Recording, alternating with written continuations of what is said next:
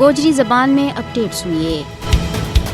غیر قانونی طور پر بھارت کے زیر قبضہ جموں کشمیر پر مکمل قبضوں اور اس کا نو آبادیاتی بنانا RSS اور BJP کو چروکنوں خواب ہے، جس کی شروعات 27 اکتوبر 1947 میں بھارت نے غیر قانونی طور پر اپنا فوجیاں سری نگر میں داخل کر کے کیا تھا۔ مودی حکومت نے نو قوانین متعارف کروا گئے منظم طریقہ دے مقبوضہ علاقہ میں بھارتی فوجیاں اور بھارتی ہندوؤں کے واسطے کنی بستی بسا گئے نو آبادیات کی راساری کی ہے۔ حد بندی کی مشق کو مقصد ہی مقبوضہ کشمیر میں مسلم اکثریتی سیاست کا کردار نہ ختم کرنا ہے۔ حد بندی کمیشن کی تجاویز میں مردم شماری سمیت آئینی حدود نہ نظر انداز کیا گیا ہے اور سیٹوں کی تقسیم 2011 کی مردم شماری یا اعداد و شمار کے بالکل برعکس ہے۔ کشمیری عوام نے بھارت کا تحت تشکیل دیتی گئی نام نہاد حد بندی کمیشن کا تحت ہندو اکثریتی خطہ جموں کے واسطے 6 اور مسلم اکثریتی وادی کشمیر کے واسطے صرف ایک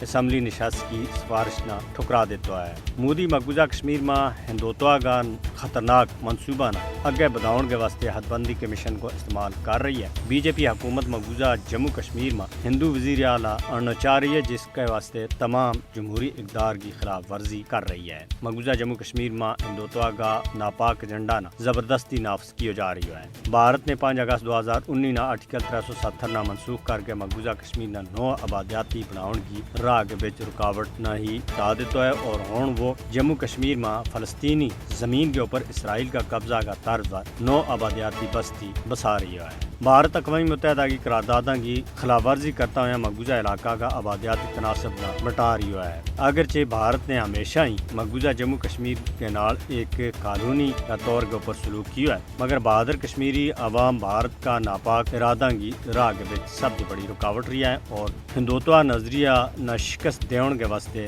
مقبوضہ کشمیر کی عوام پرعزم ہے۔